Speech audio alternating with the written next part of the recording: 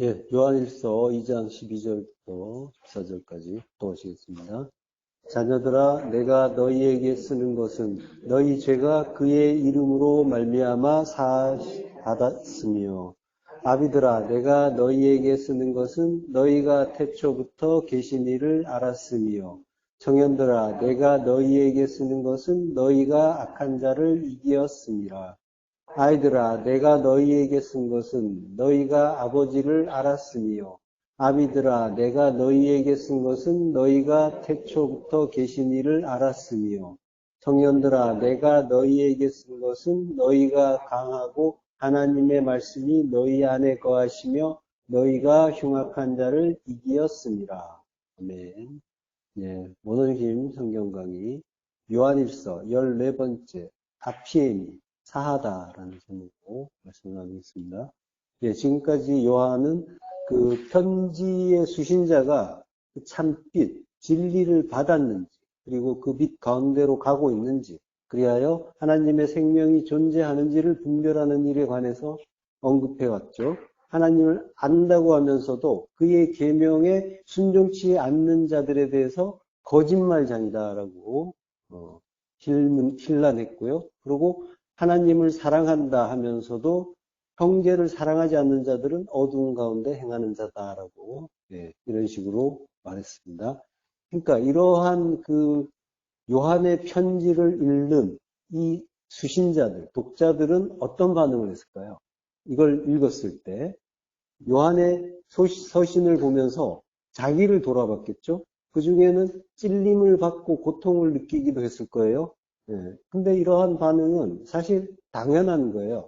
우리는 육을 입고 있어가지고 온전하게 하나님의 계명을 듣고 그 말씀에 순종하기가, 듣고 따르기가 쉽지가 않죠. 우리는 영이 아니기 때문에, 그리고 빛이 아니라 어둠이기 때문에 그 빛이 가입될 때 통증을 느끼는 것은 당연한 일이고, 그거는 빛의 작용에 오히려 빛의 작용에 영향을 받고 있다라고 하는, 그러니까 말씀이 내 안에서 역사하고 있다라고 하는 분명한 증거가 되는 거예요.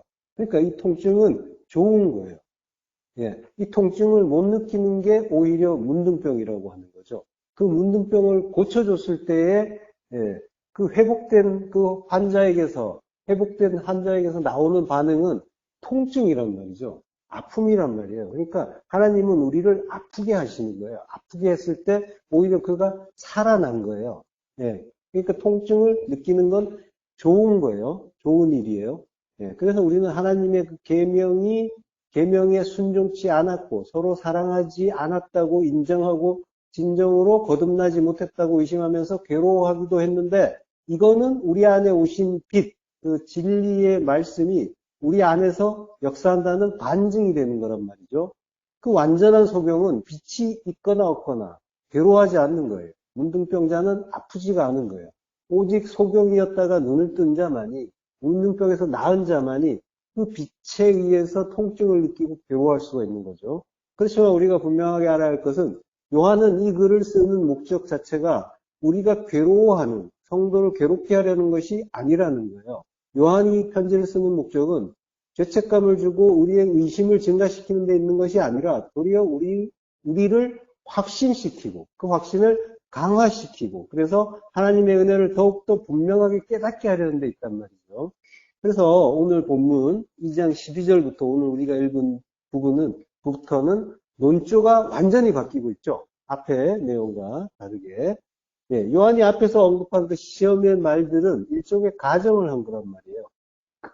그것이 진리에 벗어난 상황이다라는 것을 설명해 준 거예요. 가르쳐 준 거예요. 오늘 본문을 보면은 실상 그 요한이 이 서신의 수신자인 우리 성경의 독자들이 죄사함을 이미 받았고, 그리고 하나님을 이미 알고 있고, 악한 자를 이미 이겼다고 하는 거예요. 완료형으로 쓰고 있단 말이에요. 여기에는 어떤 전제도 없고, 가정도 없고, 의심도 없고, 오직 확신에 찬 어조만이 있단 말이죠. 자, 12절, 본문 12절. 자녀들아, 내가 너희에게 쓰는 것은 너희 죄가 그의 이름으로 말미암아 사함을 받았으며. 자녀들아, 테크니온, 어린아이예요. 요게 이제 테크논의 지소사예요. 작은 말이에요. 예, 테크논은 그 70인여권에서 그 거의 다 벤으로 쓰여요. 벤, 아들이란 말이에요. 아들 이야기하는 거예요. 예. 내가 너희에게 쓰는 것은 그라포, 기록하는 것은 쓰는 것은 너희 죄가 그의 이름으로 말미암아 사하심을 받았다. 완료됐어요. 아피엠이 사함을 받았다라고 하는 거예요. 예. 너희 죄가 무엇으로 말미암아 그의 이름으로 말미암아 예. 그의 이름으로 말미암아 너희 죄가 하마르티아가 예, 사함을 받았다. 그의 이름을 말미암아라고 했을 때 그의 이름으로 말미암아는 이제 디아예요. 그의 이름을 통하여 예, 우리가 그의 이름을 예, 이름은 오노마인데 요거는 히브리어로 셈이죠. 셈은 예, 분석된 말씀이라고 했어요. 예, 신이 그 이빨을 형상화한 문자라고 했죠. 그래서 꼭꼭 씹어서 우리에게 전해주신 레마의 말씀을 이야기하는 거예요. 예, 이름은 말씀이란 말이에요. 분석된 그 레마의 말씀을 통하여 통과했단 말이에요. 그걸 통해서 예, 그걸 통해서 사하심을 받았다라고 하는 거예요. 이미 받았다. 예. 우리는 앞부분에서 그 이미 용서에 대한 이야기를 예, 이미 읽고 왔어요. 세상의 그 죄를 위해서 예수님이 십자가 희생을 이미 하셨다라고 십자가를 통해서 예수의 피가 우리를 모든 죄에서 깨끗하게 하신다라고 했었고 요한 1장에서 나왔죠. 그리고 2장 1절에서는 이제 우리가 죄를 범하지 않게 하려고 하는데 죄를 범해도 대언자가 계시고 그는 우리 죄를 위한 화목 제물이다라고 한단 말이에요. 예. 그러니까 그의 은혜로 그의 그 십자가 은혜로 우리가 이미 죄사함을 받았다라고 이미 나왔어요. 예. 그 이야기가 지금 다시 나오고 있는 거예요. 자, 마태복음 6장 12절. 우리가 우리에게 죄 지은 자를 사하여 준 것 같이 우리 죄를 사하여 주옵시고라고 해요. 예. 그 사하여 준다는 말이 아피엠이에요. 예.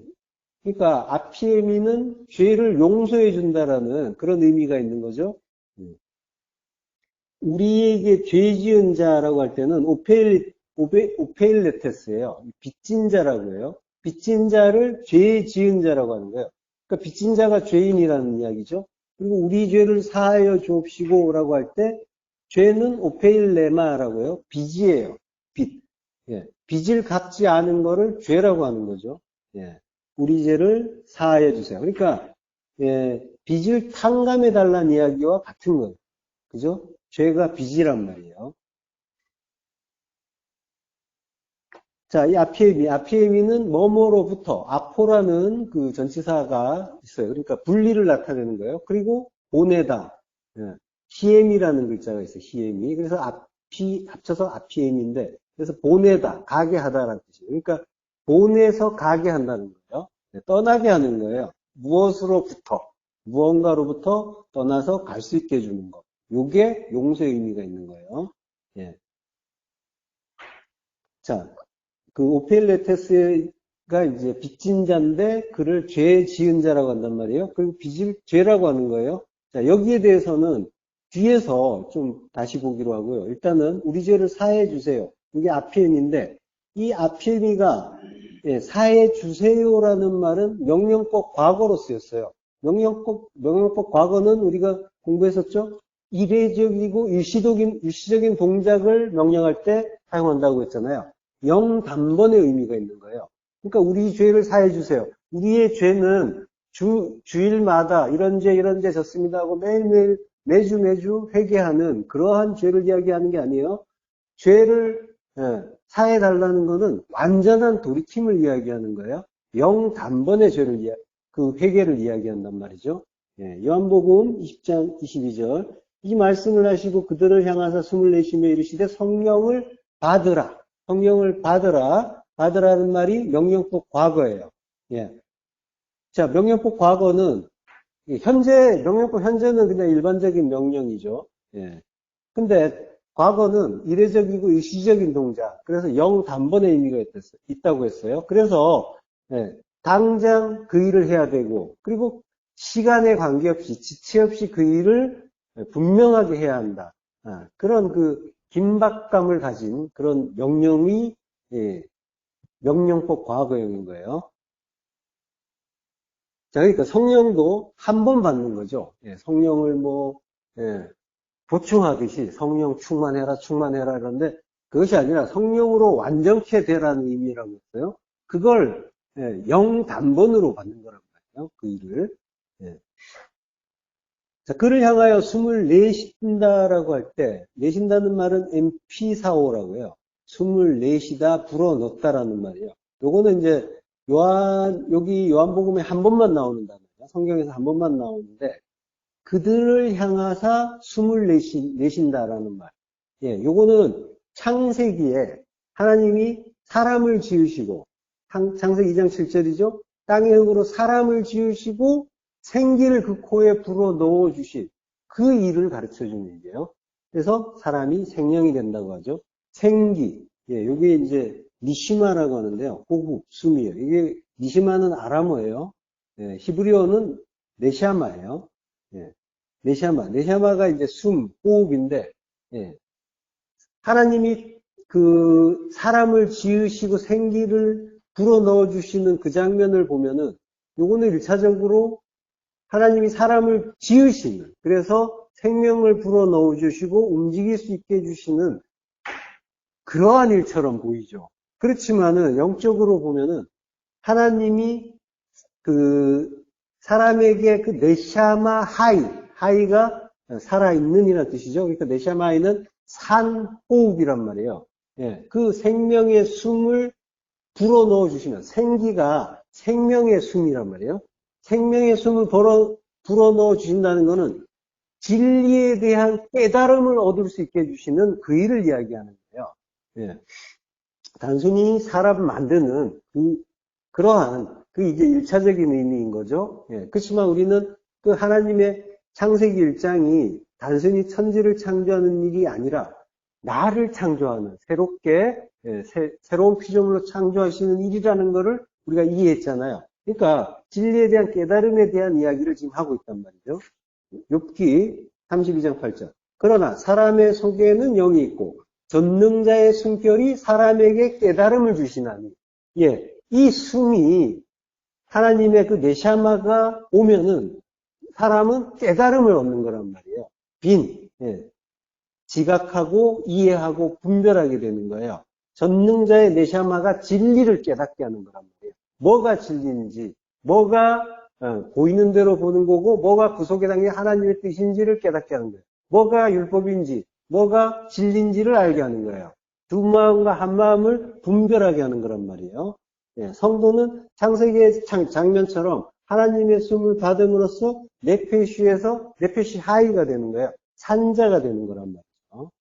사도행전 2장 2절. 후련히 하늘로부터 급하고 강한 바람 같은 소리가 있어 그들이 앉은 온 집에 가득하며 라고 해요.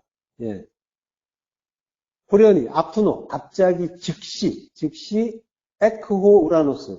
하늘로부터예요. 하늘로부터 오는 거죠. 예. 하늘로부터 기노마이, 생겨났다. 뭐가? 급하고 강한 바람 같은 소리가 라고 하는 거예요. 바람이 숨, 호흡이에요. 푸노예요. 이게 네샤마와 같은 의미예요. 급하고 강한 그 호흡, 숨 같은 그 소리가 그들이 앉은 온 집에 가득하더라라고 하는 거죠. 예. 그들이 앉은 카데마이, 앉아요. 앉았다는 건 죄인이 심판받기 위해서 앉았다라고 했죠. 예, 그 앉아있는 모습이에요. 마태복음 4장 16절. 흑암에 앉은 백성이 큰 빛을 보았고, 예, 흑암에 앉아있단 말이에요. 죄인들이 앉아있는 모습이에요. 예, 그리고 그들에게 빛이 오는 거란 말이죠. 빛이 오면은 구원을 얻는 거죠. 사망의 땅과 그늘에 앉은 자들, 예, 앉아있단 말이에요. 예. 자, 근데 백성이에요. 라오스 백성인데, 이게 히브리어로는 암이라고 한다고 했죠. 진리의 말씀을 주어서 구원하는 존재가 암이에요. 예. 그들이 앉은 온 집은 성전이잖아요. 그러니까 예. 성전 안에 그 집 안에 여러 사람이 있는 모습이기도 하지만 온 집이라는 거는 나라는 성전 가득을 이야기하는 거예요. 가득 푸노에 하나님의 그 숨, 호흡, 네샤마가 주어지면 전능자의 숨결이 주어지면 나는 깨달음을 얻는 거란 말이죠. 예.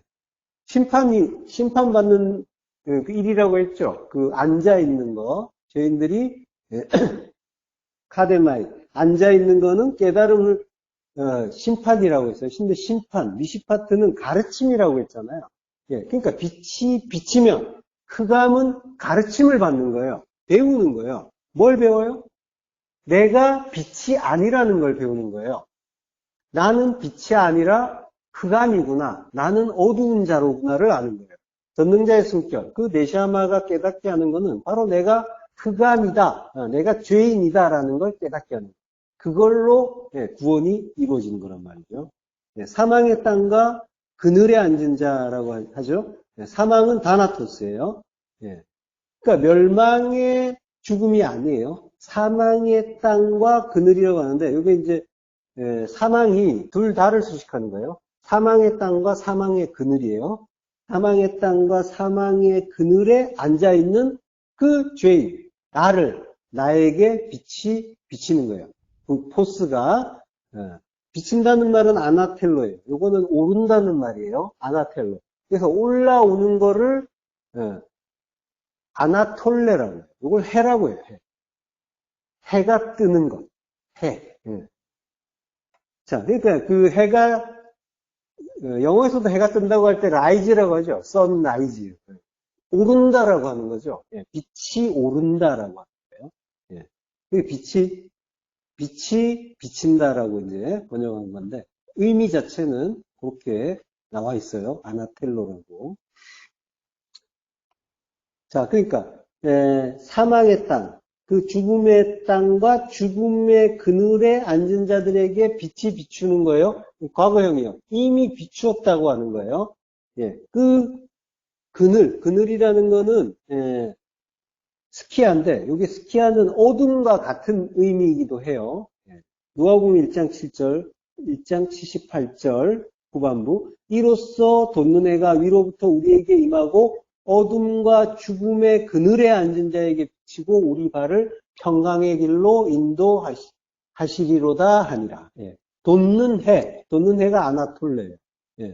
그리고 어둠과 죽음, 이 스코토스죠. 어둠은 흑암이에요. 흑암과 죽음의 그늘이라고 하는데 이것도 역시 아까 앞에서 나온 사망의 땅과 그늘 이것과 똑같은 거예요. 그러니까 사망의 땅과 사망의 그늘이라고 했잖아요.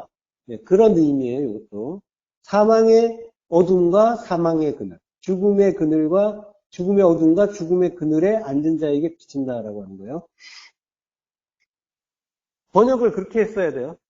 이걸 이제 그러니까 이제 스토코스, 스카이, 다나토스 이렇게 돼 있단 말이에요. 스카. 그러니까 이게 스카하고 다나토스가 붙었으니까 그것만 붙여버린 거예요. 죽음의 그늘이라고. 그리고 스토코스는 흑암은 떨어뜨려 놓은 거예요. 흑암과 사망의 그늘이라고 했는데 이 다나토스가 둘 다를 수식하는 건데 아까 이제 사망의 땅과 사망의 그늘 같은 내용이에요. 그러니까 사망의 땅, 사망의 그늘, 사망의 어둠이라는 이제 말들이 나오는데, 그러니까 사망이라는 건 다나토스란 말이에요. 사망의 땅이라는 건 결국 뭐예요? 다나토스의 땅이라는 건 나를 이야기한단 말이에요. 나. 그리고 사망의 어둠이라는 것도 나 이야기하는 거예요. 그러니까 다나토스의 죽음, 그 죽음을 알아야 되는 거죠. 자기 부인의 죽음이잖아요. 그 죽음을 배우기 위한 땅이고 그늘이고 어둠이다라고 하는 거예요. 그 전부 나를 가리키는 말이란 말이에요. N이란 말이에요. N. 그 안에 내가 심판을 기다리면서 앉아 있는 거예요. 심판은 가르침이라고 했죠. 가르침의 내용은 뭐겠어요? 우리가 꼭 알아야 할 것이죠. 하나님이 가르쳐야 할 것은. 그걸 진리라고 하는데 그 진리는 항상 십자가라고 했잖아요. 십자가 구속의 은혜. 그 십자가의 심판을 기다리는 나에게 진리의 빛, 십자가의 진리가 위로부터 하늘로부터 오는 거란 말이죠. 그걸 사망의 땅과 그늘에 앉은 자들에게 빛이 비친다라고 하는 거예요. 사망의 땅, 사망의 그늘. 그 사망, 다나토스를 깨닫는 나를 가리키는 말인 거예요. 그 땅과 그늘은 그 빛이, 그 진리가, 빛은 진리죠. 그 진리가 인도한대요. 평강의 길로 인도한다고 합니다. 평강의 길. 평강의 길은 뭐예요? 편안하고, 그리고 아늑한 길인가요? 평강의 길? 평강의 길은 십자가의 길을 이야기하는 거예요. 예. 내가 원하는 것, 내 희망 사항이 채워지는 것, 그게 평강의 길 같지만, 우리 육은 그걸 잔뜩 기대하고 원하죠. 그렇지만은 그 길은 오히려 수고하고 무거운 길이고, 주님과 하나 되는 그 십자가의 길이 참된 평강을 주는 길인 거죠. 평강의 길은 십자가의 길인 거예요. 자기를 부인하고 자기 십자가 들고 주님 따라가는 길, 그 길이 평강의 길인 거예요. 예, 시편 44편 19절 주께서 우리를 승냥이의 처소에 밀어넣으시고 우리를 사망의 그늘로 덮으셨나이다. 예. 자, 구약에서도 사망의 그늘이란 말이 나오죠. 예, 이 말을 끌어온 거예요. 자, 이 말씀은 하나님이 우리를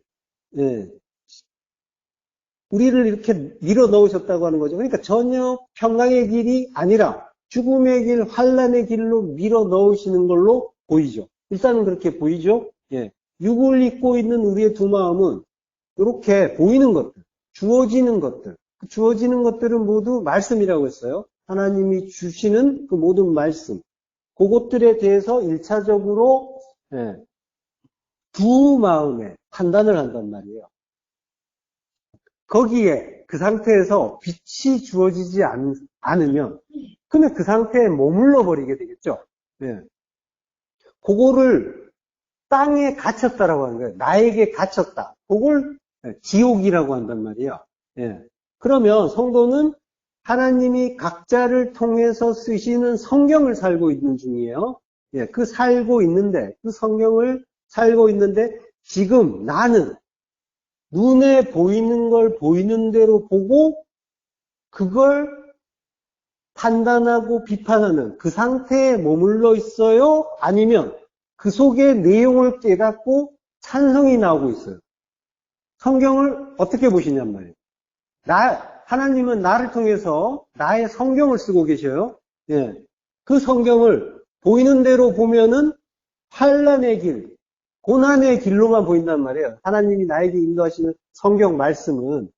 근데 그것이 전부 모든 것이 하나님의 말씀이고 그 말씀은 전부 진리라고 했어요. 예수 그리스도를 가르쳐주는, 그 십자가 진리를 가르쳐주는 진리의 말씀이라고 했단 말이에요. 그러면 나는 그 말씀들을 어떻게 보고 있냔 말이에요. 괴로워하고 있어요? 아니면 기뻐하고 찬송하고 있어요? 그죠? 예, 그걸 잠깐 돌아보시고요.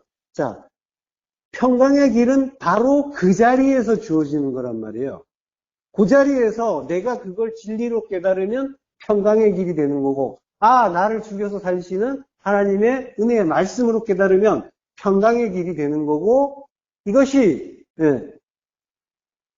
승냥이의 처소에 밀어넣은 일 같고, 사망의 그늘로 덮는 일 같고, 이렇게 보이면 나는 그 말씀을 전혀 찬송하지 못하고, 기뻐하지 못하고, 괴로워하고, 슬퍼하고 있는 갇힌 상태, 보이는 대로 보는 상태에 머무는 상태인 거죠. 지옥의 상태인 거라고 했어요. 예. 자, 평강의 길은 편안한 길이 아니라는 말이죠. 자기를 부인하고 십자가 들고 주님 따라가서 십자가에 죽는 길, 그게 평강의 길이란 말이에요. 성도에게는. 예. 자, 주께서 우리를 승냥이의 처소에 밀어넣으시고, 이게 무슨 말이겠어요? 자, 승냥이는 탄닌이에요. 탄닌은 승냥이가 아니라 바다짐승이에요. 예. 그 요한계시록에서 나오는 그것도 탄닌이란 말이에요. 예, 그걸 70인역에서 탄닌이라고 한단 말이에요. 자, 창세기 1장 21절. 하나님이 큰 바다 짐승들과 물에서 번성하여 움직이는 모든 생물을 그 종류대로, 날개 있는 모든 새를 그 종류대로 창조하시니 하나님이 보시기에 좋았더라. 예, 큰 바다 짐승이 탄닌이에요. 자, 큰 바다 짐승, 물에서 번성하여 움직이는 모든 생물, 그리고 날개 있는 모든 새.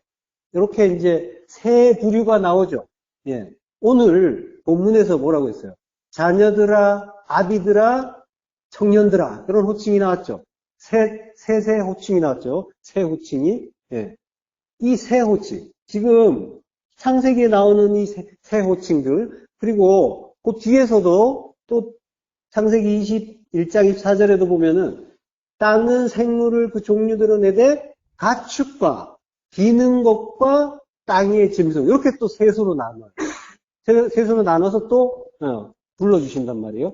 자, 이게 전부 같은 맥락의 이야기인 거예요. 셋이란 말이에요. 셋은 하늘에 쓰죠. 성경은 이렇게 눈에 보이는 땅의 것들을 통해서 보이지 않는 하늘을 이루어 가시는 거예요. 예. 자, 요 호칭은 오늘은 안 할 거예요. 다음 시간에 할 건데 오늘은 아피에미에 대해서만 좀 더 살펴보기로 하고요. 예, 이렇게 하나님은 이 성경에서 계속 셋으로 이렇게 하나님의 하늘의 일을 계속 설명해 주시는 걸 볼 수가 있어요. 예.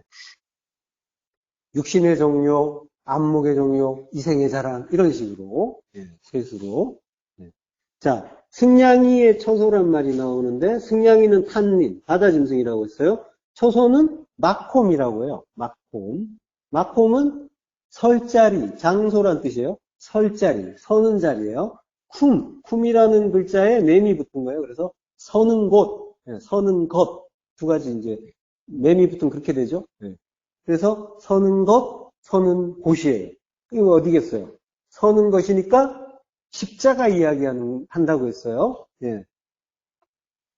창세기 1장 9절 하나님이 이르시되 천하의 물이 한 곳으로 모이고 묻히 드러나나 하시니 그대로 되니라. 천하의 물, 샤마임, 하늘 아래의 물, 위의 물이 아닌 아래 물을 이야기하는 거죠. 샤마임은 위에 있는 물이에요. 예. 샤마임, 거기에 물이 있다잖아요. 그러니까 샤마임, 하늘은 위의 물이에요. 그리고 아래의 물이 한 곳으로 모여요. 예. 한 곳으로 모이는데 하나, 에하드예요. 예, 그래서 마콤 에하드예요. 하나의 한 곳에 모이는 거예요. 자, 그러니까 마콤은 서는 곳이에요. 쿰 하는 곳이에요. 진리로 우뚝 서는 십자가예요. 예, 십자가 하나, 에하드, 하나란 말이에요. 그러니까 하나 되는 십자가. 그걸 마콤 에하드라고 해요. 예, 그러니까 하나님이 붙을 땅이라고 부르시고 모임물을 또 바다로 부르시죠. 모임물이 미크의 마임이에요. 미크에는 모임이란 뜻이면서 소망이란 뜻이에요. 그러니까 소망의 물이에요. 자, 그러니까 탄닌의 처소예요. 승냥이의 처소는 어디라는 거예요? 바로 소망의 물이라는 거예요. 예, 바다란 말이에요. 바다인데 소망의 물이에요. 거기에서 하나 되는 십자가를 소망한다라고 하는 거예요. 그곳이 승냥이의 처소예요. 예.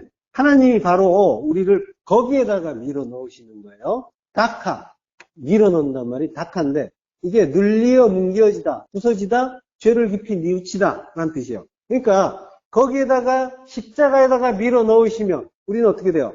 뭉개지고 부서지고 그리고 다나토스의 죽음을 죽겠죠. 그러면 어떻게 해요? 죄를 깊이 깨닫게 되겠죠. 뭐가 죄인지를 알게 되겠죠. 예. 그게 하나님이 우리에게 주시는 그 은혜의 대창조의 일인 거죠. 자, 우리를 사망의 그늘로 덮으셨나이다. 사망의 그늘. 여기서는 찰마에트라고 해요. 예. 사망의 그늘은 그 다나토스의 죽음을 배우기 위한 그늘이고 어둠이라고 했죠. 찰마에트라는 것이 죽음의 그늘이란 뜻이면서 흑암이라는 뜻도 있어요. 그러니까 그 사망의 그늘이면서 사망의 어둠이란 말이에요. 같은 의미예요. 예. 이게 그 두 가지 의미를 하나로 이렇게 가지고 있는 히브리어인 거예요. 자, 찰마에트라는 말은 첼이라는 단어가 그림자예요. 그늘. 예. 그리고 마웨트가 죽음이에요. 그러니까 두 단어를 하나로 모은 거예요. 예. 자, 무트타무트. 그 다나토스의 죽음을 죽을 수 죽기 위해, 그 죽음을 배우기 위한, 그 그늘이고 어둠이고 흑암인 거죠. 예. 그곳이 찰마에트인 거예요. 그 사망의 그늘로 덮었다라고 하는 거예요. 카사, 덮어주신 거예요. 그러니까 성도는 예, 이 속에서 빛을 소망하고 십자가를 소망하게 되는 거죠. 예, 전능자가 빛이시란 말이에요. 그러면 나는 그 빛을 받고 그 빛의 은혜에 의해서 어둠에서 풀려나는 존재라는 걸 그 어둠에서 깨닫게 되는 거예요. 빛이 비치는 거예요. 심판의 자리에서 흑암 속에 앉아 있는데, 심판을 받기 위해서 앉아 있는데 그 빛이 비치는 거란 말이죠. 예, 그때까지 예, 그 어둠을 배우기 위해서 예, 그 사망의 어둠에 하나님이 덮어버리시는 십자가의 자리로 밀어 넣으시고 예. 자, 그 어둠에서 풀려나게 되는데 그 풀려나는 걸 이제 아피엠이라고 한단 말이죠. 예. 그러니까 빛의 은혜를 깨닫는 일 자체가 자유가 되는 거죠. 풀려난단 말이에요. 자유가 되는 일이고 그 풀려나는 그 일, 그 자유되는 그 일이 죄 사함을 받는 일인 거예요. 자, 그러니까 성도는 하나님이 왜 나를 승냥이의 처소에 밀어넣으시고 사망의 그늘로 덮으시는가를 깨닫는 자인 거예요. 그 일을, 성도는 그 일을 겪는데, 당연히, 예, 성경의 그 진술은 계속 그러한 방향으로 가고 있단 말이에요. 왜냐하면 하나님은 은혜의 나라를 만드신단 말이에요. 천국은 은혜의 나라인 거예요. 그래서 그 은혜를 가르쳐 주시기 위해서 우리가 그 은혜를 가장 잘 깨닫는 방향으로 우리를 끌고 가고 계시단 말이죠. 예. 그러니까 하나님의 그 빛을 받은 성도는 그 빛의 은혜에 의해서 하나님의 그 뜻을 깨닫고 하나님의 그 은혜를 더욱더 절절하게 절실하게 깨닫는 자가 되는 거예요. 왜 나를 이런 험악한 자리로 밀어넣으시고 괴롭게 하느냐고 삿대질하고 원망 불평하는 것이 아니라 왜 이런 자리로 보내지 않으시면 안 됐는가를 깨닫는 거예요. 그 험악한 자리가 하나님의 사랑을 더욱더 깨달을 수 있는 가장 좋은 선물을 받을 수 있는 자리라는 걸 아는 거예요. 그 자리를 깨닫는 거예요. 그 자리라는 걸. 그래서 찬송할 수가 있게 되는 거예요. 예. 하나님의 그 사랑이라는 거예요. 그것이 사랑이라는 걸 깨닫는데 하나님의 사랑은 새 창조를 위해서 그리고 그걸 향해서 가고 있단 말이죠. 예. 성도는 바로 이 복을 받은 자예요. 그래서 이 은혜를 깨달아서 절로 무릎이 꿇어지는 거예요. 복이라는 의미가 그거죠. 예. 무릎 꿇다 찬송하다. 예. 무릎이 꿇어지고 하나님 잘하셨어요 하고 칭찬하는 거란 말이에요. 그렇게 안 해주셨으면 제가 어떻게 하나님의 그 사랑, 그 은혜를 배울 수 있었겠어요? 라고 가는 거란 말이에요. 그게 은혜라는 걸 성도는 바르게 깨닫는 자이에요. 그 처소, 그 승냥이의 처소와 사망의 그늘에서 깨닫는 거예요. 요한복음 11장 14절 죽은 자가 수족을 배로 동인 채로 나오는데 그 얼굴은 수건에 쌓였더라. 예수께서 이르시되 풀어놓아 다니게 하라 하십니다. 예. 죽은 자, 드네스코의 이제 분사형이에요. 여기에 이제 명사가 다나토스예요. 그러니까 다나토스의 죽음을 죽은 자예요. 그가 나오는 거예요. 무덤에서 나온단 말이에요. 예수님이 말씀하시죠. 풀어놓아 다니게 하라. 예. 리오, 해방시켜라, 석방시켜라 라고 하는 거죠. 이것도 이제 석방시켜라. 이것도 이제 명령법 과거예요. 예, 완전한 그 해방을 이야기하는 거죠. 예. 그리고 그리고 풀어주고 다니게 하라. 예, 하라. 요 다니게 하라는 게 아피엠이에요. 이것도 역시 명령법 과거예요. 예. 자, 풀어서 다니게는 이제 휘파고예요. 다니게 하라가 이제 하라는 말이 아피엠인데 예. 이제 동사가 좀 많죠. 예. 그러니까 이제 휘파고는 부정사로 쓰인 거예요. 갈 수 있게 해주어라 라고 하는 거죠. 예. 자유케 해주어라 라고 하는 거예요. 예. 명령법 과거예요. 갈 수 있도록 떠나가도록 버려두라 라고 하는 거죠. 예. 자유롭게 풀려나요. 떠나가는 일이 한 번이라는 거예요. 0단번의 일이라는 거예요. 예. 자, 그러면 나사로의 그 죽음 나사로가 이제 풀려나는 거잖아요. 이 나사로의 죽음과 부활은 예수님의 죽음과 부활과 같은 거죠. 같은 일이죠. 이 일은 모든 성도가 동일하게 겪는 일인 거예요. 주님이 율법에 의한 죽음을 죽고 사망의 어둠, 그 사망의 그늘을 겪으셨잖아요. 예. 그 일과 같은 거를 우리 겪고 떠나는 거란 말이죠. 예. 마태복음 18장 23절. 예. 합독하시겠습니다. 그러므로 천국은 그 종들과 결산하려 하던 어떤 임금과 같으니 결산할 때 10,000달란트 빚진 자 하나를 데려오매 갚을 것이 없는지라. 주인이 명하여 그 몸과 아내와 자식들과 모든 소유를 다 팔아 갚게 하니 그 종이 엎드려 절하며 이르되 내게 참으소서 다 갚으리이다 하거늘 그 종의 부인이 불쌍히 여겨 놓아 보내며 그 빚을 탕감하여 주었더니, 예, 많이 보고 잘 아는 구절이죠. 예.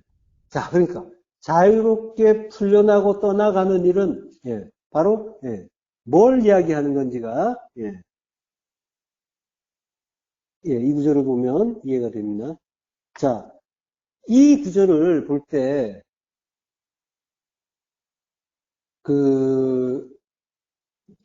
이걸 가지고 이제 교훈으로 보면서 오해하는 분들도 많이 있어요. 그래서 이 세상을 살아가는 자들에게는 하나님으로부터 뭔가 받은 사명이 있다. 그걸 이제 하나님은 장차 이 세상의 마지막 날에 모든 자들에게 이렇게 결산을 하실 것이다라고 하는 거예요.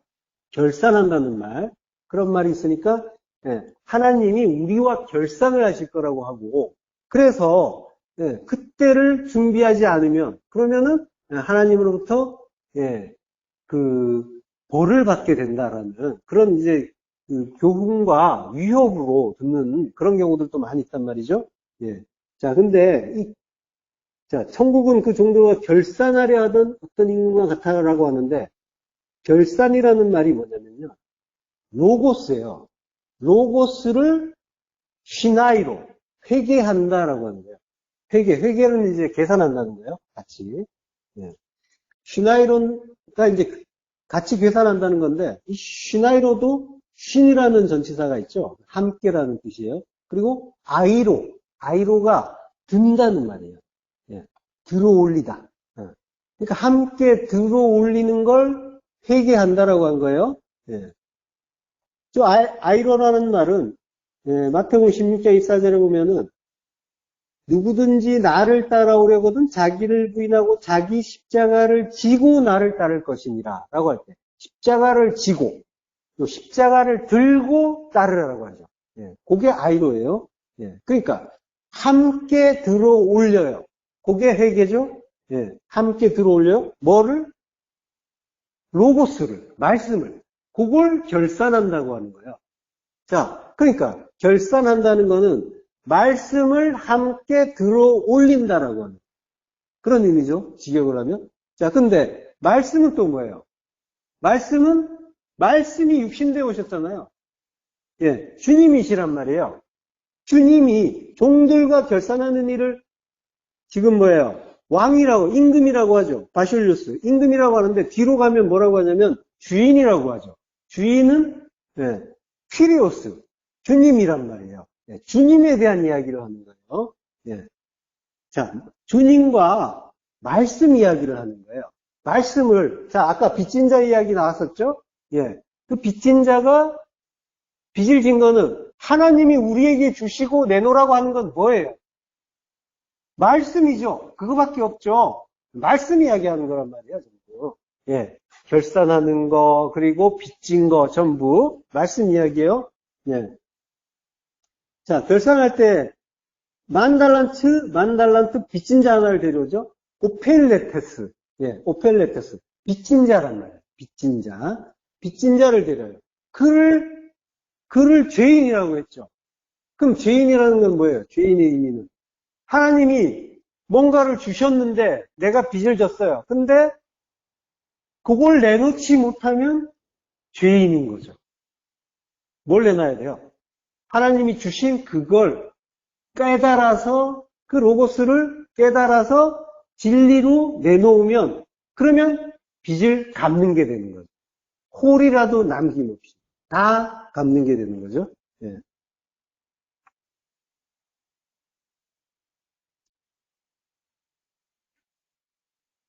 자, 갚을 것이 없는지라 주인이 명하여 그 몸과 아내와 자식들과 모든 소유를 다 팔아 갚게 하니라고 하죠. 25절에. 예. 자, 갚을 것이 없다. 아포디돔이라고요. 갚을 것이 없으니까 다 팔아서 갚아라라고 이제 명령을 해요. 예. 자, 그 몸과 아내와 자식들과 모든 소유를 다 팔아서 갚아라. 예. 자, 이것만 보면 또 이제 다 팔아야 하나님께 갚는다. 이제 이렇게 오해를 할 수 있지만, 그게 아니라는 건 이제 다 이해하시죠? 예. 자, 마태복음 19장 19절. 또 내 이름을 위하여 집이나 형제나 자매나 부모나 자식이나 전토를 벌인 자마다 여러 배를 받고 또 영생을 상속하리라. 같은 이야기랍니다. 버리는 거예요. 아포디도미라고 이제 갚게 하라고 하는데, 이게 전토를 버린다는 말이, 버린다는 말이 아피엠이에요. 예. 버리는 거예요. 버리는 게 용서받는 일이라는 거죠. 예. 자, 그러니까, 소유라고 하는 것들은 지금 뭐예요? 집, 형제, 자매, 부모, 자식, 전토. 이게 나의 소유죠. 나의 소유요. 몸과 아내와 자식, 다 같은 거죠. 소유예요. 소유인데, 요것들을 버린다라고 해요. 이게 무슨 말이에요? 아까 얘기했죠?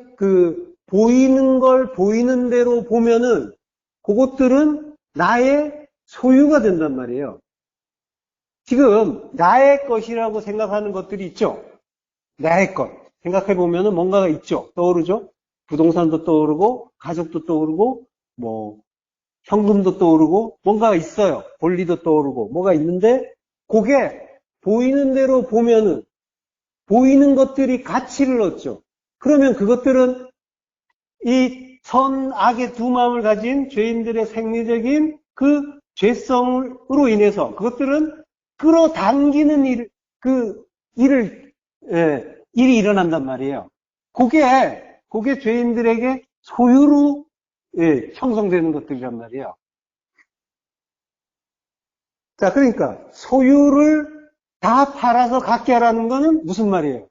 네가 가진 거 다 내놓으라는 그러한 말씀이 아니라 그것들을 그 속에 담긴 내용을 보라라고 하는 거예요. 그 속에 담긴 그 내용, 그 진리, 그게 내가 준 거잖아. 그거 내놔라라고 하는 거예요. 예. 자, 그래서 모든 것을 버린다라는 말이 일맥상통하게 나오고 있고요. 예, 그래서 버린다는 말에 아피에미를 쓰고 있단 말이죠. 버리면 죄 사함을 받는 거예요. 용서를 받는 거죠. 예. 모든 것이 말씀이고, 모든 것이 진리를 가르쳐 주는 것들인데, 보이는 것들을 한 마음으로 보지 못하고 선하게 두 마음으로 보면, 보이는 대로 보는 거고, 껍데기로 보는 거고, 그게 율법이 되는 거고, 예. 그때, 내가 가진 것들은 전부 소유가 된단 말이에요. 진리가 아니라 다 버려야 되는데 진리로 깨닫게 되면 그것들은 버릴 수가 있게 되는 건데 그것이 풀려나는 거란 말이에요. 아피엔이 풀려나서 자유롭게 되는데 근데 자, 부처청년에게도 그런 말씀을 하셨죠. 예수님이 네 소유를 다 팔아서 가난한 자에 주고 그 후에 나를 따라오라라고 말씀하시잖아요. 그때 부처청년은 뭐라고요? 계명을 다 지켰다고 했죠. 예, 그러니까 다 지켰다고 한 그 계명 거기에 답이 있단 말이죠. 부자 청년이 가진 소유는 율법이었단 말이에요. 그거 다 팔아. 다 팔아. 그거 다 버리면은 아피미 하면은 어떻게 한대요? 여러 배를 받고 또 영생을 상속한다라고 하는 거죠. 예, 여러 배는 헤카톤타 플라시오 100배, 100배. 예, 완성을 이야기하는 거예요. 창세기 26장 12절 이삭이 그 땅에서 농사하여 그 해에 100배나 얻었고 하나님께 여호와께서 복을 주셨다라고 하죠. 예. 자, 100배 완성이 됐다는 거예요. 예. 진리를 깨달아서 완성이 됐다. 농사했다는 말도 자라라고 해요. 자라는 제라가 씨죠. 씨를 뿌리는 거야. 씨를 뿌린 게 자라예요. 예. 씨를 뿌려서 씨는 그리스도. 진리니까 그 진리를 얻었다. 진리로 완성됐다라고 합니다. 그걸 100배 얻었다라고 합니다. 그 완성을, 100배를 완성을 얻었다는 말은 마차예요. 찾았다. 네, 찾았다. 구하고 찾고 두드려라 라고 하죠. 네, 제테오에 해당되는 말이에요. 자, 찾았다.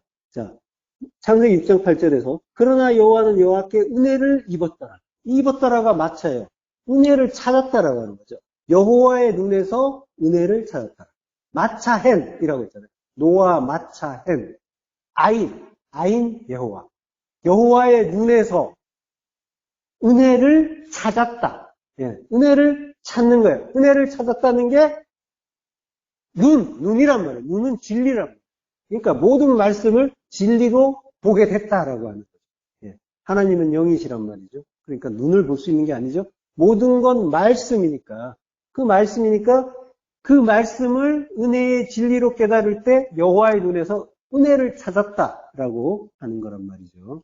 예, 그가 영생을 상속하게 되는 거죠.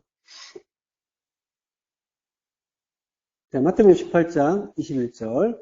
예. 자, 합독하시겠습니다. 그때에 베드로가 나와 이르되 주여 형제가 내게 죄를 범하면 몇 번이나 용서하여 주리이까? 7번까지 하오리이까? 예수께서 이르시되 내게 이르노니 7번뿐 아니라 7번을 70번까지라도 할지니라. 예. 용서하래요. 용서한다는 말은 아피임이에요. 7번 용서할까요? 라고요. 헵타키스라고 합니다. 헵타키스. 7번. 예. 용서할까요? 아피엠이라고 해요. 근데 주님은 7번뿐 아니라 7번을 70번까지라도 할지니라 라고 해요. 예. 헵타키스가 아니라, 예. 7번까지가 아니라, 이게 헤오스 헵토메콘타키스 헵타라고 해요. 이게 헵토메콘타키스는 70번이에요. 그리고 헵타는 7이에요. 예, 아까 7번하고 또 다르죠, 조금. 예, 헵타라는 말은 다 같아요. 헵타가 이제 7의 의미인 거예요. 자, 이 구절은 사실 번역이 되게 난해한 구절로 유명해요. 그래서 번역본들이 막 서로 달라요. 어떻게 다르냐면, 7번씩 70번인가요? 아니면 70번씩 7번인가요? 이게 서로 막 달라요. 예, 그 번역이 그래요. 그 이유는 70번에 해당되는 헵토메콘타키스가 요거 때문에, 요게 이제 부사로 나온단 말이에요. 그래가지고 헷갈리는 거예요. 예. 7은 헵타는 이제 수사라서 별로 헷갈리지 않는데, 그래서 7번씩 7번이냐, 7번씩 70번이냐, 이제 이걸로 헷갈리는데, 요게 부사라고 했죠. 그러니까, 예, 우리는 어떻게 이해하면 되냐면, 70으로의 7이라고 이제 이해하면 돼요. 70으로의 7. 이거는 이제, 우리가 계속 이제 이해하지만은 숫자 이야기를 하는 게 아니잖아요. 예. 70. 그러니까 숫자 이야기가 아니라 그 내용을 이해해야 되는 거죠. 70의 내용을 이해해야 이 구절이 이해가 되는 거예요.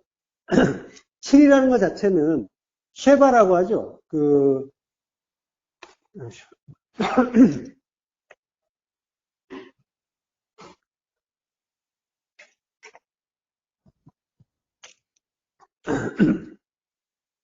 예. 이스라엘 사람들에게는 이제 7이 쉐바잖아요. 쉐바는 언약의 의미가 있어요. 예. 쉐바가 이제 7이고 맹세잖아요. 하나님이 창세기에서 7번 말씀하시잖아요. 예. 그 우리에게 주신 약속이란 말이죠. 언약이란 말이에요. 자, 근데 우리는 그 7을, 그 구원의 언약을 율법으로 이해했단 말이에요. 그래서 하라 하지 말라의 그 행위로 그걸 지켜보려고 했었어요. 그걸 이제 이스라엘이 성경에서 보면 이스라엘이 한 일로 보여주죠. 네, 그게 우리가 한 일이란 말이에요. 자, 그 7을, 그 언약을 율법은 열이란 말이에요. 그래서 열의 말씀, 예, 모든 말씀을 열로 주시잖아요. 그래서 10계명이라고 하잖아요. 모든 말씀을 열로 가르쳐 주시고 우리는 그걸 십계명이라 부르는데 열은 모든 말씀을 이야기하는 거예요. 그 열로 지켰단 말이에요. 근데 예. 자, 그러니까 하나님이 주신 그 열의 그 말씀으로 하나님의 안식, 그 언약, 그걸 일곱이죠. 그 일곱을 알면 그걸 70이라고 하는 거예요. 70이라고 하는데 그래서 이제 70장로라는 말이 나오고 70제자라는 말이 나오죠. 예. 70으로 보낸다라고 하는 거예요. 예. 자, 예수님이 70이라는 그 내용, 그 성격의 7로 용서해라. 아피에미라고 했단 말이에요. 용서해라, 자유롭게 해라 라고 하는 거예요. 예. 그러니까 7의 그 용서라는 말 속에 안식의 의미가 들어있는 거예요. 그러니까 베드로는 용서를 이야기하고 있지만 7, 안식, 그 안식을 자기도 말을 하고 있지만은 사실은 이 7을 뭘로 율법으로 오해하고 있었던 거죠. 얘가 요거면 되는 거예요? 라고 했잖아요. 그러니까 자기의 행위에 가치를 두고 거기에 의미를 뒀단 말이에요. 그걸로 내가 뭔가를 용서할 수 있는 자라는 그런 오해도 하는 거였죠. 그게 스스로 자기의 그 행위로 그 7의 안식에 도달해 보겠다라고 하는 그 죄인들의 탐심이고 그 욕심인 거죠.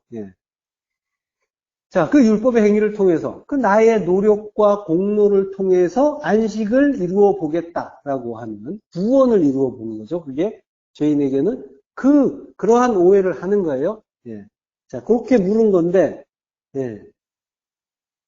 베드로는 결국 그 율법을 가지고 안식의 구원에 이르러 보겠다라고 한 거고 예수님은 그걸 통해서 구원을 가르쳐 주시는 거예요. 자, 70으로의 7이다라고 가르쳐 주시는 거란 말이에요. 70으로의 7. 7이, 요거는 뭐예요? 70의 7이잖아요. 그거는 71회라고 하죠. 1회. 1회가 7이잖아요. 그게 성경에서 다니엘서에 나와요. 다니엘서 9장 24절. 내 백성과 내 거룩한 성을 위하여 71회를 71회죠. 71회를 기한으로 정하였나니 허물이 그치며 죄가 끝나며 죄악이 용서되며 영원한 의가 드러나며 환상과 예언이 응하며 또 지극히 거룩한 이가 기름 부음을 받으리라.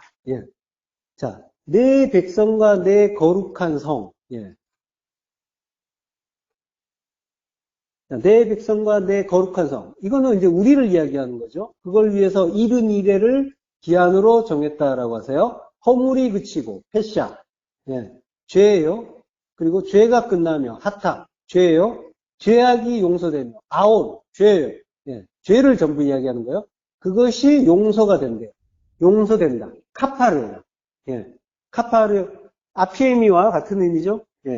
용서를 받는, 용서의 의미니까 그 의미가 덮다라는 뜻이에요. 용서되는 게 덮다, 속죄하다, 그리고 역청으로 칠하다라는 거예요.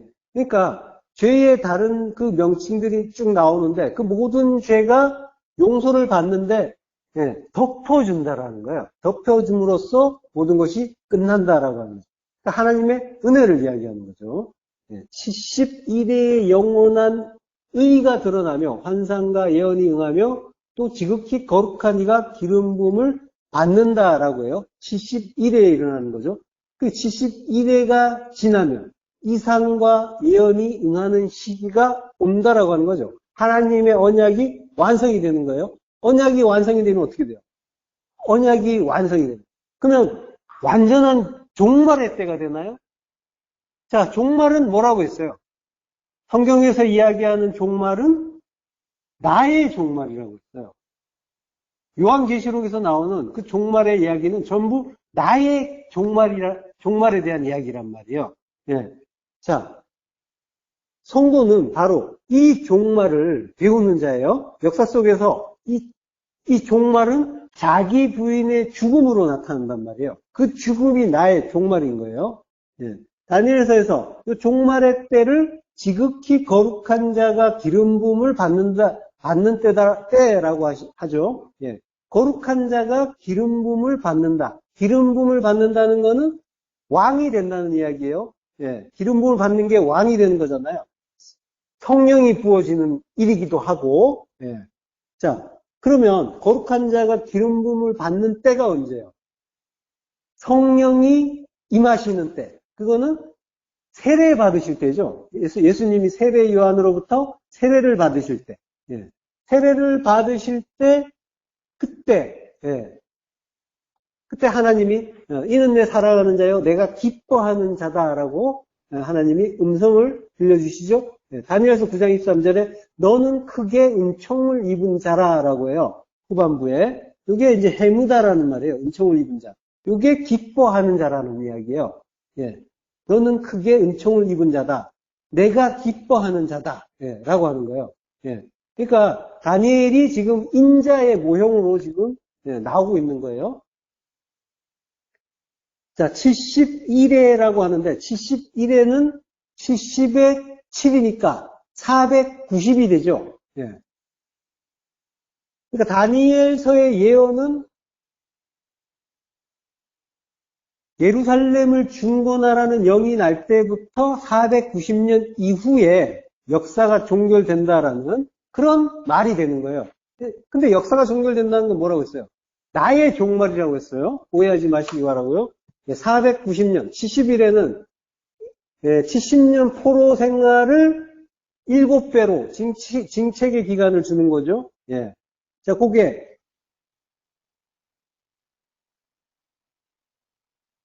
주님이 예수 그리스도께서 그 완료하시는 그 때가 490이라는 그 일로 나타나는 거예요. 예루살렘이 바벨론의 그 느부갓네살 왕에 의해서 멸망을 하죠. 그러고 나서 바벨론은 그 고레스에게 망해요. 고레스가 세운 나라가 메대와 바사예요. 예.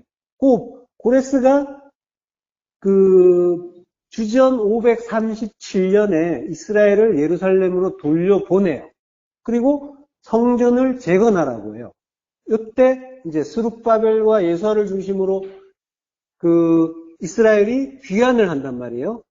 그래서 주전 516년에 성전을 지어요. 요걸 이제 스룹바벨 성전이라고 하는데, 자, 예루살렘 성전은 아직은 아니고, 예루살렘 성전이 다시 지어지는 때는 아닥사스다 왕 때예요. 바사의 아닥사스다 왕. 바사는 페르시아죠. 예.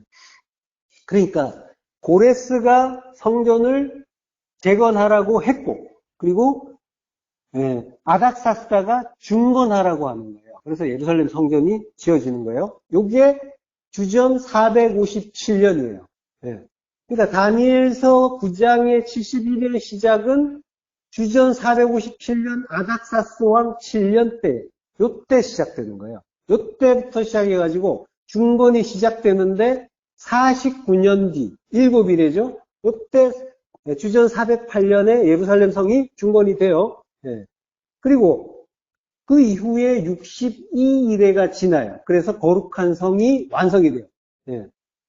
자, 그러면 7일에와 62일에가 지나서 완성이 되는 거죠. 예. 그러니까 그 예루살렘 성은 7일에 만에 중건이 되는데 다니엘서 9장 25절. 그러므로 너는 깨달아 알지니라. 예루살렘을 중건하라는 영이 날 때부터 기름 부음을 받은 자 왕이 일어나기까지 7일에와 62일에가 지날 것이요. 그러니까 중건하라는 영이 7일에가 걸리고 중건하라는 영이 날 때부터 중건하는 때까지 7일에가 걸리고 그리고 기름 부음 받은 왕은 그때부터 62일에가 되는 거예요. 62일에. 예. 그게 이제 62일이면은 434년이 걸려요. 62에다가 7을 곱한 거예요. 예.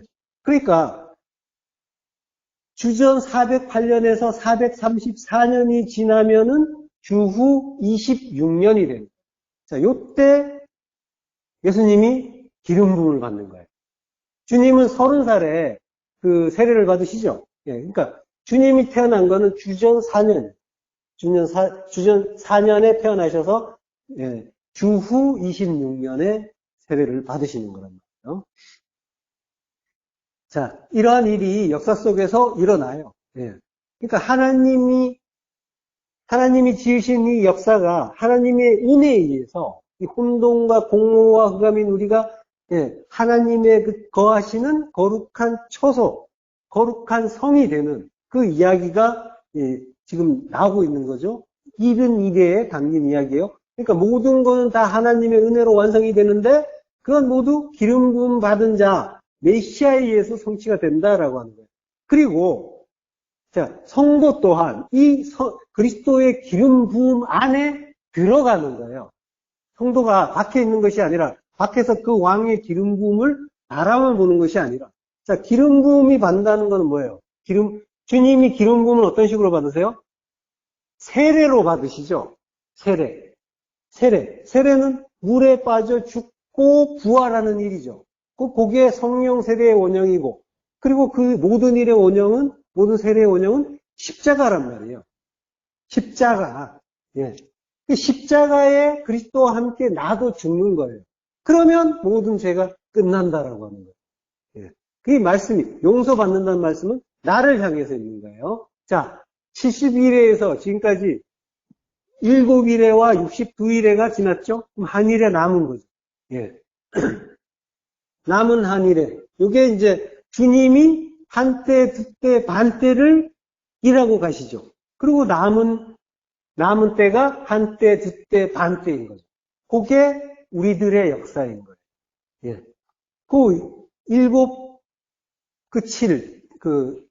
한 일회 안에 모든 것이 다 들어있는 거예요. 예. 자, 그 마지막 한 일회 동안에 일어나는 일을 다니엘서에서 말해요. 다니엘서 9장 26절부터 합독하시겠습니다. 62일의 후에 기름 부음 받은 자가 끊어져 없어질 것이며 장차 한 왕의 백성이 와서 그 성읍과 성소를 회파하려니와 그의 종말은 홍수에 엄몰됨 같을 것이며 또 그까지 전쟁이 있으리니 황폐할 것이 작정되었느니라.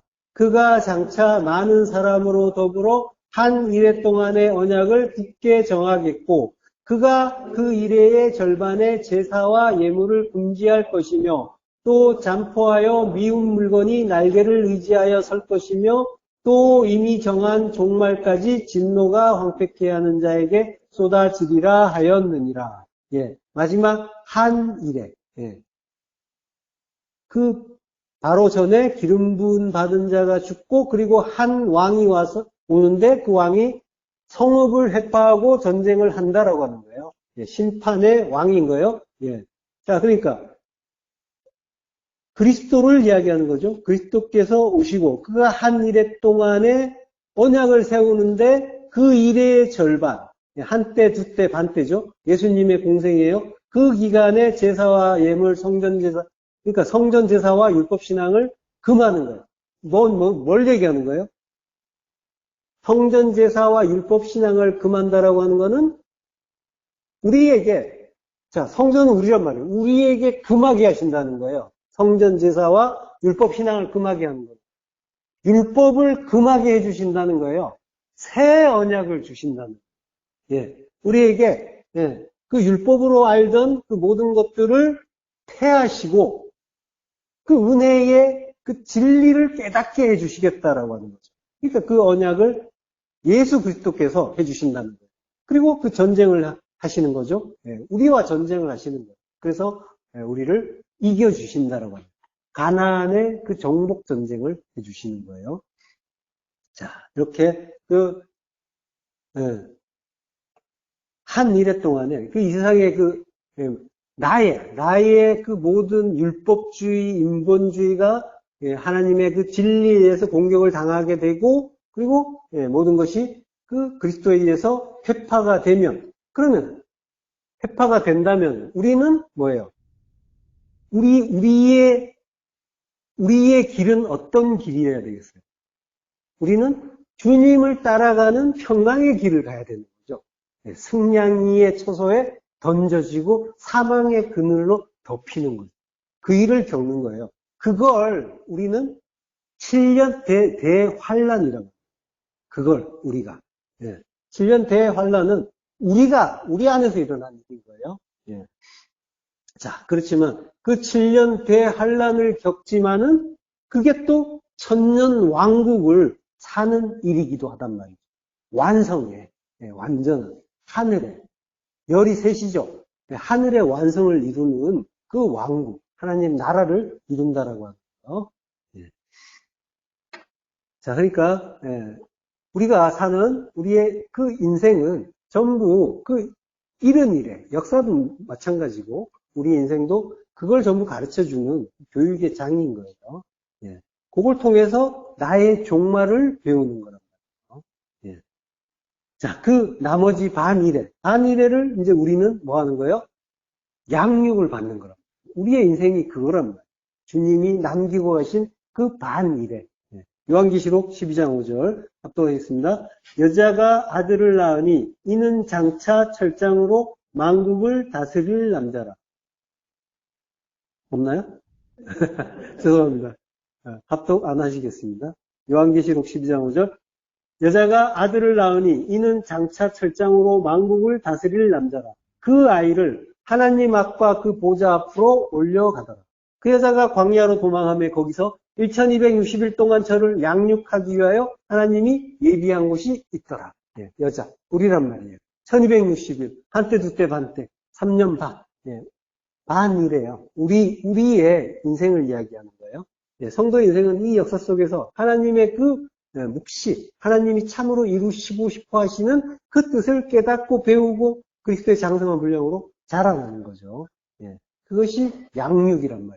하나님이 예비하셨대요. 하나님이 우리를 기르고 자라게 하실 거라는 거예요. 하나님이 다 이루어 주실 거라는 거예요. 예, 그걸 지금 우리가 겪고 있는 중인 거예요. 광야란 말이에요. 그 광야는 지금 우리가 걷는 길인 거예요. 예. 자, 그 성도의 인생, 그 40년 광야, 거기에서 우리가 하나님의 그 양육을 열심히 받고 있는 중인 거예요. 예. 자, 그걸로 우리는 그 무트타무트의, 그 다나토스의 그 완성을 이루어 가는 거예요. 그 의미를 모르는 자는 죽음이라고 하지만 우리는 그 죽음을 진리가 완성된다라고.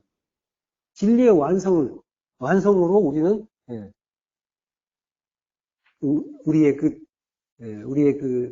옛 성전을 완전히 부수고 자기 부인의 완성을 이루어 가는 자라는 거죠. 자, 70이라는 그 안식의 완성을 우리가 이루어 간단 말이에요. 이루어 가는데 그 일을 전부 하나님이 해주신다는 걸 계속 성경은 가르쳐 주시는 거예요. 하나님이 이스라엘을 멸망시키셨죠. 바벨론으로 쫓아내셨죠. 그리고 우리를 혼돈과 공허로 완전히 텅 비게 만들어서 그 땅을 부정시켜 주시고 온전히 하나님의 은혜로 전적인 공로로 성전을 새롭게 지어주신단 말이에요. 전적인 공로로 그 안식이 완성된단 말이죠. 그걸 가르쳐 주시는 시간이 바로 71회인 거예요. 거기에서 우리는 죽음으로 완성하는 거예요. 죽으면 끝나는 거예요. 죽으면 잘했다고 칭찬받는 거예요. 성도가 할 일은 그거란 말이죠. 예. 자, 그러면은 주님 제가 지금 7로 용서할까요? 라고 묻는 그 베드로에게 70의 7로 70으로서의 7로 용서하라 하는 그 말이 이해가 되시죠? 예. 인생은 율법으로 용서를 받는 그런 인생이 아니라 하나님의 은혜로 모든 것을 이루어 간다라고 하는 그 용서를 가르쳐 주는 거란 말이에요. 그 역사, 모든 것이 하나님의 그 아피엔 용서로 풀려나고 있다라는 거죠. 신명기 24장 10절 합독하시겠습니다. 내 이웃에게 무엇을 구워줄 때에 너는 그의 집으로 들어가서 전당물을 취하지 말고 너는 밖에 서 있고 내게 꾸는 자가 전당물을 밖으로 가지고 나와서 내게 줄 것이며 그가 가난한 자이면 너는 그의 전당물을 가지고 자지 말고 해질 때에 그 전당물을 반드시 그에게 돌려줄 것이라. 그리하면 그가 그 옷을 입고 자며 너를 위하여 축복하리니 그 일이 내 하나님 여호와 앞에서 내 공의로움이 되리라. 자, 내 이웃에게 무엇을 구워줄 때 너는 예, 그의 집에 들어가서 전당물을 취하지 말라라고 해요. 무엇을 구워줬어요? 구워줬으면 그는 빚진 자죠. 예, 오페일레테스예요. 예. 자, 이웃은 레아예요. 레아, 친구죠. 예. 레아는 예수 그리스도께서 우리의 친구라고 했어요. 친구가 친구에게, 예, 레아가 레아에게 구워주는 거죠. 예. 구워준단 말은 나시아라, 채권자가 된다, 빌려준다라는 거예요. 자, 결산한다고 했죠, 아까. 결산한다는 말이 있었죠. 결산한다는 말이 로고스, 말씀을 같이 든다. 예, 말씀에 대한 이야기라고 했죠. 그리고 그 말씀은 예수 그리스도시고, 예. 자, 그러니까 빌려준 거는 아까 말씀이라고 했어요. 진리의 말씀이라고 했어요. 자, 너는 그의 집에 들어가서 전당물을 취하지 말고라고요. 예, 전당물. 전당물은 이제 담보물인데 아보트라고 하죠. 아보트. 아보트를 저당 잡히다. 아바트라고요. 예. 자, 이 전당물, 담보물을 13절에서 뭐라고 하냐면 옷이라고 해요. 옷. 살마. 예, 옷. 옷은 외투, 겉옷이라는 이야기죠. 예. 자, 그러니까 진리로, 그리스도로 옷 입는 거란 말이에요. 이게 담보예요. 예. 자, 그러니까 진리의 겉옷, 진리의 말씀이 담보물인데, 그러니까 진리의 말씀을 우리에게 주었죠. 주었는데 우리가 그걸 갚지 못해요. 그 같은 걸로 내놓지 못하는 거예요. 예. 너는 밖에 서 있고 내게 꾸는 자가 전당물을 밖으로 가지고 나와서 내게 줄 것이며 라고 해요. 너는 밖에 서 있으라라고. 자, 지금 너라고 지금 계속 나오는데 너는 지금 뭐예요? 짐작하시죠? 그리스도에게 주시는 말씀인 거예요. 예수 그리스도께. 예. 밖에 서 있대요. 밖에 아마드 서 있대요. 아마드.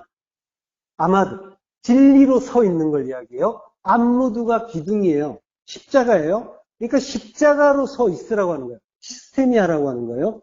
예. 그는 내게 꾸는 자. 그는 어떤 자예요? 뒤에서 나오죠? 가난한 자라고. 아니, 가난한 자. 푸토코스라는 이야기. 예.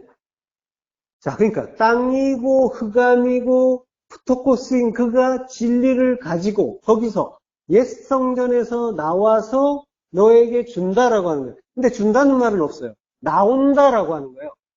나온다. 가지고 나온다. 자, 나온다는 말은 야차예요. 야차. 창세기 1장 12절에 땅이 풀과 각기 종류대로 씨 맺는 채소와 각기 종류대로 씨 가진 열매 맺는 나무를 내는 거예요. 낸다는 거예요. 자, 하나님 보시기에 좋았다. 그러니까 땅에서 씨를 받죠. 그리스도가 오시는 거예요. 우리 안에 그리스도가 오시면은 우리가 씨를 가지고 나오는 거란 말이에요. 예. 그리스도를 가지고 나오는 거예요. 그게 구원이란 말이에요. 예. 나오는 거예요. 야차. 낸다란 말이 야차예요. 나오는 거예요. 예.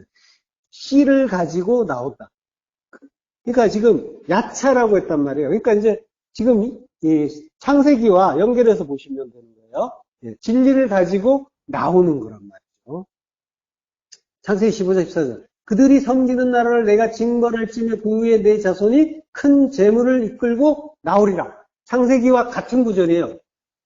큰 재물을 이끌고 나오는 거예요. 나오는 거. 애굽이죠. 애굽에서, 옛 성전에서, 땅에서, 나에게서 나오는 거란 말이에요.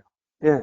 진리를 가지고, 진리로 나오는 거예요. 그리스도를 받은 자가 진리를 가지고 나오는 거예요. 신명기로 돌아와서 그가 너를 위하여 축복할 것이다. 예, 그것이 너에게 공의로움이 될 것이다. 라고 하는 거죠. 예.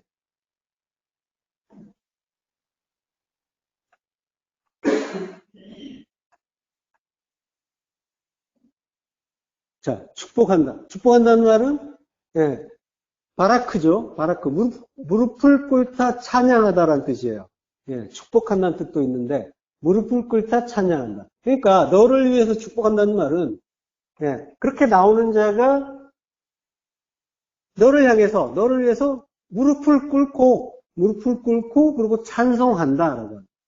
예, 그걸 너를 위하여 축복한다라고 한 거고요. 그러니까 우리가 주님을 찬송하고 이것이 너에게 공의로움이다. 체다카, 디카요 시네다. 이것이 하나님의 의를 이루는 일이다라고 하는 거예요. 예, 바라크, 용서받은 자란 말이에요. 용서받은 자에게는 바로 이 찬송이 나오는 거라고. 무릎을 꿇고 하나님을 찬송하는 이 찬송. 이것이 아피엠이 된 자에게서 나오는 거예요. 세상과 역사는 바로 이 용서, 아피에미를 알기 위해서 우리에게 하나님이 주신 선물이란 말이죠. 그래서 모든 인간의 역사, 우리의 인생은 하나님의 그 용서를 배우는 용서의 역사인 거예요. 그래서 그 용서를 알면 그러면 그게 풀려남이에요. 용서는 어떻게 한대요? 진리로, 진리의 말씀으로 한다라고 하는 거죠. 예. 그걸 내가 깨달았다면, 그리고 그걸로 내가 평강을 이루고 자유롭고 있다면, 그러면 나는 풀려난 거예요. 그게 진리의 말씀에 의해서 그 빚을 갚는 일이 되는 거예요. 예. 자, 성도는 이 애국 같고 바벨론 같은 이 세상에서 내가 어떤 존재인지를 깨닫고 하나님이 어떤 분인지를 깨닫고 이 세상이 어떤 의미인지 뭘 한 때인지 또는 곳인지 이걸 바르게 알아서 하나님 나라로 지어지는 거란 말이죠. 그러면 다니엘처럼 지금은 비록 우리가 심판을 받는 것 같지만 다니엘이란 말이 하나님은 심판이시다라는 뜻이에요. 예, 그러니까 우리는 비록 지금은 다니엘처럼 하나님의 심판을 받는 것 같지만 그 심판이 은혜의 가르침이라는 걸 깨닫고 그 심판을 통해서 지혜와 총명을 얻고 은혜 받는 자, 은총 받는 자, 예, 그렇게 세상에서 풀려나는 용서 받는 자가 되는 거예요. 예, 무덤 같은 이 세상에서 풀려나서 사하심을 받고 하늘로 자유케 되시길 축원합니다. 기도하겠습니다. 예, 하나님 나를 감사합니다. 예, 땅이고 그가면 우리 진리의 말씀이신 그리스도를 빛으로 그리고 담보물로 주시고 모든 것을 십자가에서 속량해 주시고 끝끝내 열매 맺는 나무로 나오게 하시니 감사합니다. 예, 그 은혜 깨닫고 찬송하는 참으로 복된 자 되기를 간절히 소망합니다. 예수 그리스도 이름으로 기도했습니다. 아멘.